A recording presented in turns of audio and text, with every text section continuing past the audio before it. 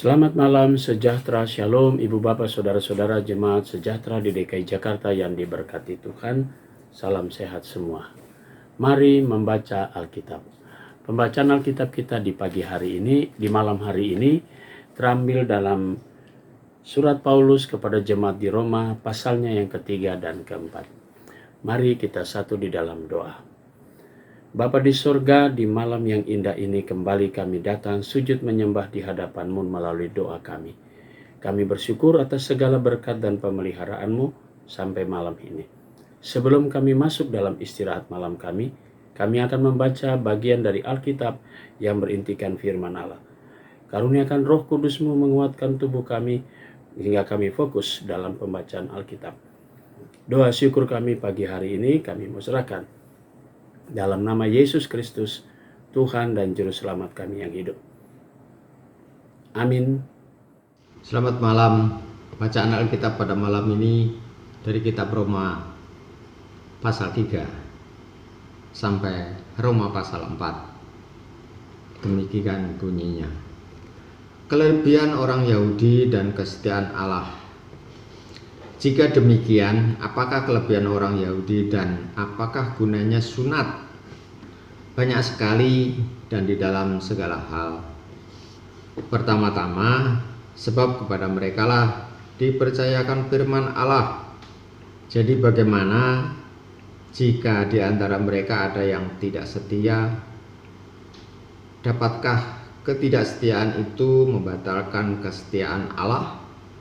Sekali-kali tidak, sebaliknya Allah adalah benar dan semua manusia pembohong seperti ada tertulis, supaya engkau ternyata benar dalam segala firman-Mu dan menang jika engkau dihakimi. Tetapi jika ketidakbenaran kita menunjukkan kebenaran Allah, apakah yang akan kita katakan? Tidak adilkah Allah? Aku berkata sebagai manusia jika ia menampakkan murkanya? Sekali-kali tidak. Andai kata demikian, bagaimanakah Allah dapat menghakimi dunia? Tetapi jika kebenaran Allah oleh dustaku semakin melimpah bagi kemuliaannya, mengapa aku masih dihakimi lagi sebagai orang berdosa? Bukankah tidak benar fitnahan orang yang mengatakan bahwa kita berkata, marilah kita berbuat yang jahat supaya yang baik timbul daripadanya? Orang semacam itu sudah selayaknya mendapatkan hukuman. Semua manusia adalah orang berdosa. Jadi bagaimana? Adakah kita mempunyai kelebihan daripada orang lain? Sama sekali tidak, sebab di atas telah kita tuduh baik orang Yahudi maupun orang Yunani bahwa mereka semua ada di bawah kuasa dosa. Seperti ada tertulis, tidak ada yang benar seorang pun tidak ada seorang pun yang berakal budi, tidak ada seorang pun yang mencari Allah. Semua orang telah menyeleweng, mereka semua tidak berguna, tidak ada yang berbuat baik, seorang pun tidak. Kerongkongan mereka seperti kubur yang ternganga, lidah mereka merayu-rayu, bibir mereka mengandung bisa, mulut mereka penuh dengan sumpah serapah, kaki mereka cepat untuk menumpahkan darah. Keruntuhan dan kebinasaan mereka tinggalkan di jalan mereka, dan jalan damai tidak mereka kenal. Rasa takut kepada Allah tidak ada pada orang itu. Tetapi kita tahu bahwa segala sesuatu yang tercantum dalam kitab Taurat ditujukan kepada mereka yang hidup di bawah hukum Taurat, supaya tersumbat setiap mulut dan seluruh dunia jatuh ke bawah hukuman Allah. Sebab tidak seorang pun yang dapat dibenarkan di hadapan Allah oleh karena melakukan hukum Taurat, karena justru oleh hukum Taurat orang mengenal dosa. Manusia dibenarkan karena iman. Tetapi sekarang tanpa hukum Taurat kebenaran Allah telah dinyatakan, seperti yang disaksikan dalam kitab Taurat dan kitab-kitab para nabi, yaitu kebenaran Allah karena iman dalam Yesus Kristus bagi semua orang yang percaya, sebab tidak ada perbedaan, karena semua orang telah berbuat dosa dan telah kehilangan kemuliaan Allah, dan oleh kasih karunia telah dibenarkan dengan cuma-cuma karena penebusan dalam Kristus Yesus. Kristus Yesus telah ditentukan Allah menjadi jalan pendamaian karena iman dalam darahnya. Hal ini dibuatnya untuk menunjukkan keadilannya karena ia telah membiarkan dosa-dosa yang telah terjadi dahulu pada masa kesabarannya.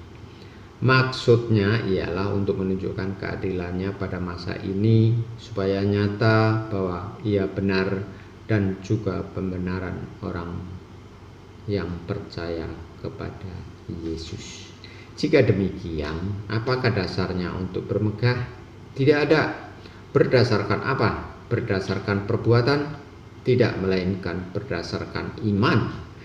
Karena kami yakin bahwa manusia dibenarkan karena iman dan bukan karena ia melakukan hukum Taurat. Atau adakah Allah hanya Allah orang Yahudi saja? Bukankah ia juga adalah Allah bangsa-bangsa lain? Iya, benar.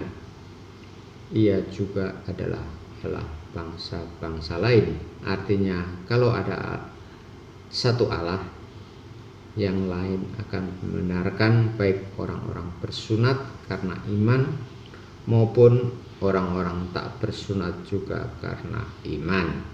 Jika demikian, adakah kami membatalkan hukum Taurat karena iman? Sama sekali tidak.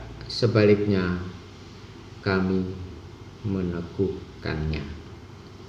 Pasal 4. Abraham dibenarkan karena iman. Jadi apakah akan kita katakan tentang Abraham, bapak leluhur jasmani kita? Sebab jikalau Abraham dibenarkan karena perbuatannya, maka ia beroleh dasar untuk bermegah, tetapi tidak di hadapan Allah. Sebab apakah dikatakan nas kitab suci, lalu percayalah Abraham kepada Tuhan, dan Tuhan memperhitungkan hal itu kepadanya sebagai kebenaran. Kalau ada orang yang bekerja, upahnya tidak diperhitungkan sebagai hadiah, tetapi sebagai haknya. Tetapi kalau ada orang yang tidak bekerja namun percaya kepada Dia yang membenarkan orang durhaka, imannya diperhitungkan menjadi kebenaran. Seperti juga Daud menyebut, berbahagia orang yang dibenarkan Allah bukan berdasarkan perbuatannya. Berbahagialah orang yang diampuni pelanggaran-pelanggarannya dan yang ditutupi dosa-dosanya. Berbahagialah manusia yang kesalahannya tidak diperhitungkan Tuhan kepadanya. Adakah ucapan bahagia ini hanya berlaku bagi orang bersunat saja atau juga bagi orang tak bersunat? Sebab kami katakan bahwa kepada Abraham iman diperhitungkan sebagai kebenaran. Dalam keadaan manakah hal itu diperhitungkan? Sebelum atau sesudah disunat? Bukan sesudah disunat, tetapi sebelumnya. Dan tanda sunat itu diterimanya sebagai materi kebenaran beriman berdasarkan iman yang ditujukannya sebelum ia disunat. Demikianlah ia dapat menjadi bapa semua orang percaya yang tak bersunat, supaya kebenaran diperhitungkan kepada mereka, dan juga menjadi bapa orang-orang bersunat, yaitu mereka yang bukan hanya bersunat tetapi juga mengikuti jejak iman Abraham, bapa leluhur kita pada masa ia belum disunat. Sebab bukan karena hukum Taurat telah dibenarkan janji kepada Abraham dan keturunannya bahwa ia akan memiliki dunia, tetapi karena kebenaran berdasarkan iman. Sebab jika mereka yang mengharapkannya dari hukum Taurat menerima bagian yang dijanjikan Allah, maka sia-sialah iman dan batalah janji itu. Karena hukum Taurat membangkitkan murka, tetapi di mana tidak ada hukum Taurat, di situ tidak ada juga pelanggaran. Karena itulah kebenaran berdasarkan iman supaya merupakan kasih karunia, sehingga janji itu berlaku bagi semua keturunan Abraham, bukan hanya bagi mereka yang hidup dari hukum Taurat, tetapi juga bagi mereka yang hidup dari iman Abraham. Sebab Abraham adalah bapa kita semua, seperti ada tertulis, engkau telah kutetapkan menjadi bapa banyak bangsa di hadapan Allah yang kepadanya ia percaya, yaitu Allah yang menghidupkan orang mati dan yang menjadikan dengan firman-Nya apa yang tidak ada menjadi ada. Sebab sekalipun tidak ada dasar untuk berharap, namun Abraham berharap juga dan percaya bahwa ia akan menjadi bapa banyak bangsa menurut yang telah difirmankan, demikianlah banyaknya nanti keturunanmu.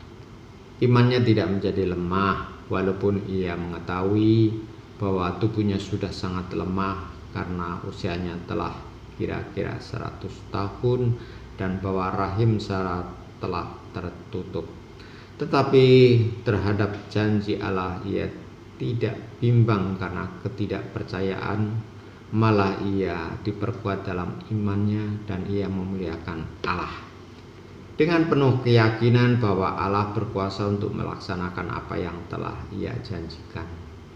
Karena itu hal ini diperhitungkan kepadanya sebagai kebenaran. Kata-kata ini, yaitu hal ini diperhitungkan kepadanya, tidak ditulis untuk Abraham saja, tetapi ditulis juga untuk kita.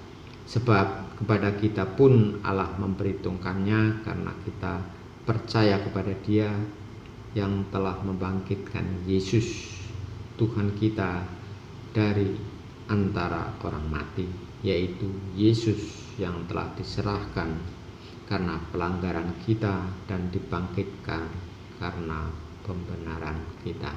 Demikian pembacaan Alkitab pada malam ini. Selamat malam. Mari kita berdoa. Bapa di sorga, terima kasih untuk semua tuntunan dalam kami membaca Alkitab. Saatnya kami akan memasuki tidur malam kami. Kami pertaruhkan seluruh hidup kami dalam tangan Tuhan. Kau jaga kami, Kau pelihara kami, sehingga kami semua tidur dengan baik. Besok pagi kembali kami boleh bangun untuk bersama-sama mendalami firman-Mu, dan kami berkarya seturut dengan kehendak-Mu.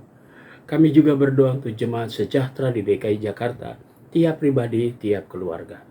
Inilah doa syukur kami Tuhan di malam ini, yang kami naikkan semua dalam nama Yesus Kristus, Tuhan dan Juru Selamat kami yang hidup. Amin. Selamat malam, selamat beristirahat. Tuhan memberkati saudara.